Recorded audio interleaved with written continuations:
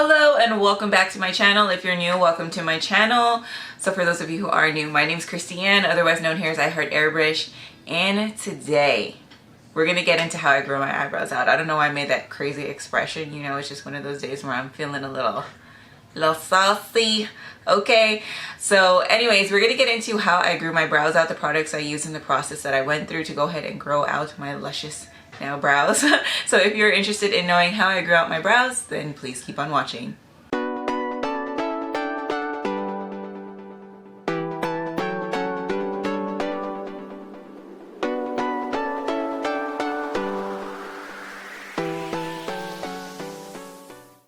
Alright, so before we get started, I just want to let you know my kids are awake running around. It's the first week of summer.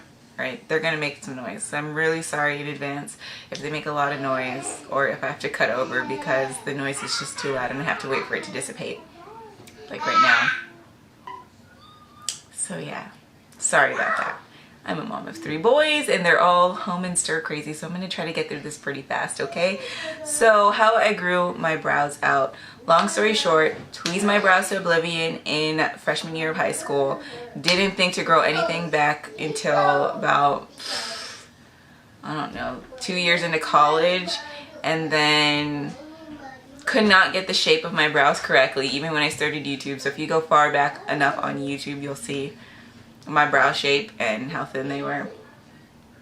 At the time I was cool with it, but looking back I'm pretty embarrassed by it. So yeah, it wasn't until 2015 after the birth of my second son that I decided to get real serious about growing my brow hair out. And so I did a lot of research and I looked online, checked out tutorials and stuff on how other people grew it out, and all the tutorials seemed to have one thing in common, and that was the use of castor oil.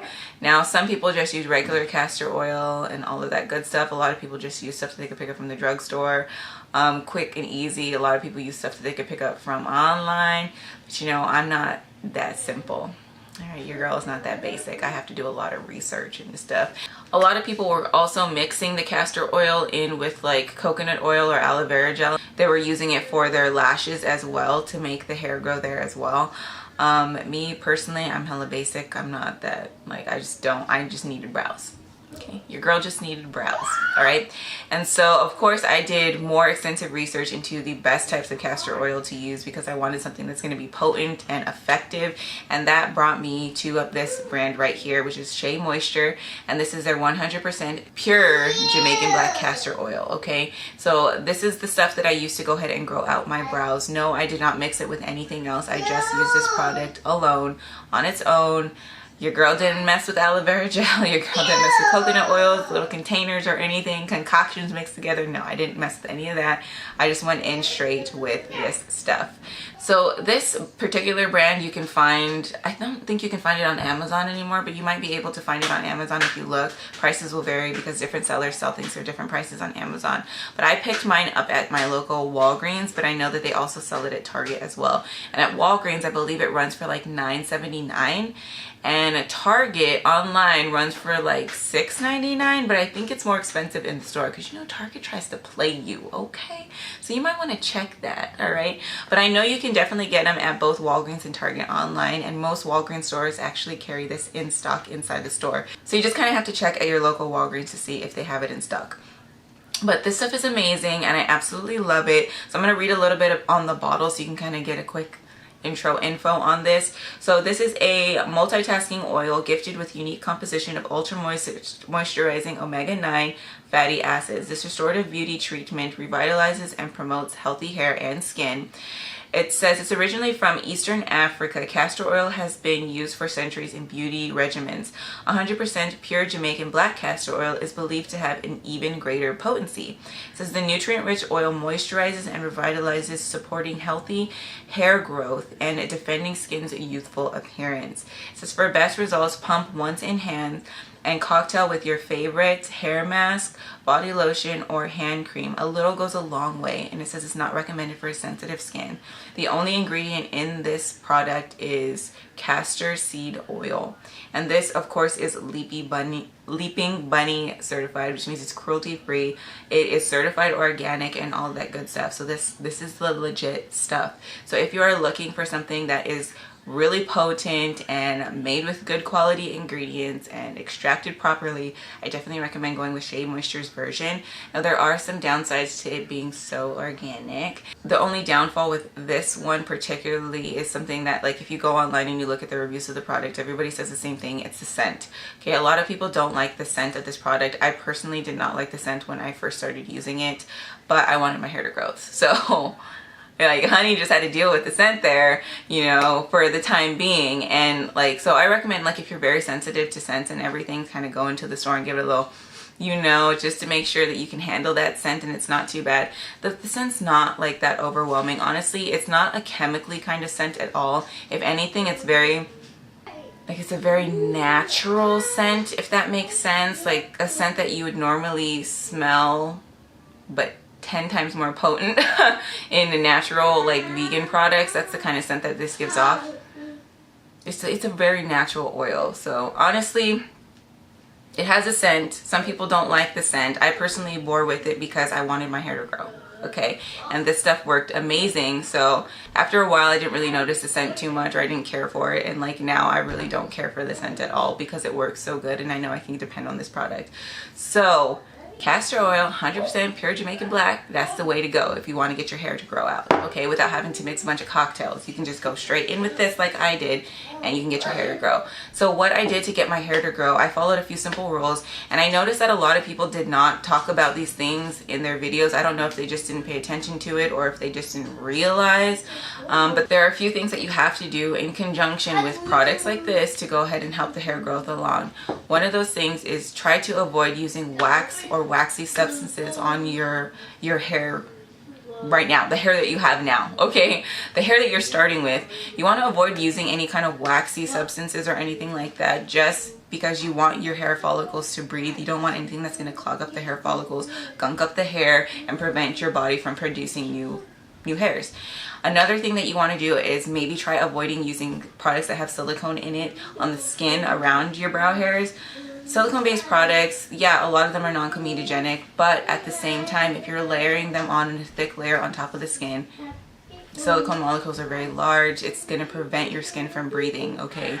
So if you're trying to get hair growth on skin where hair has not been growing, you cannot block that skin, okay? You have to make sure that you nourish that skin, that you hydrate that skin, and that you keep that skin able to breathe throughout the day if you want to promote hair growth there.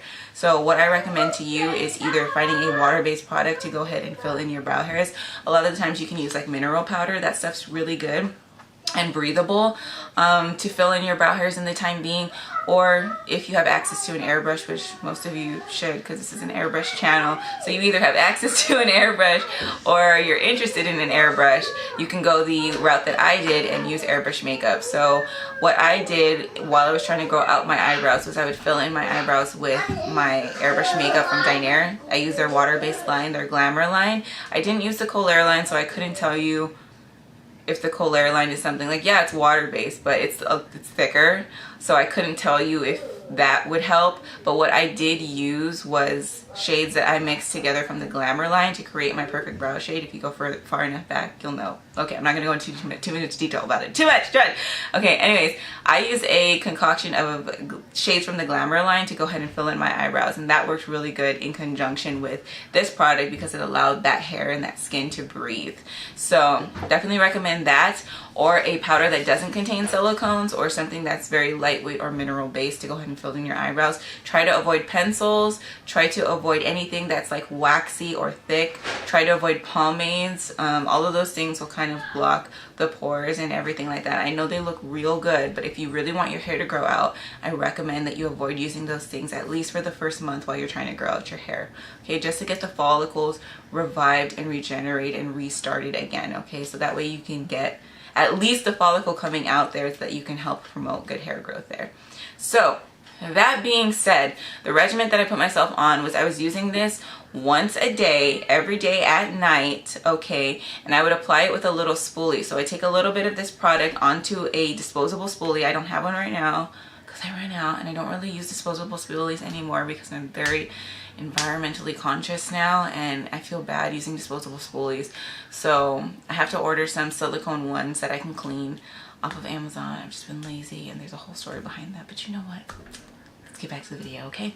So you can use a disposable spoolie if you have them, or you can just like use your regular spoolie and just clean it.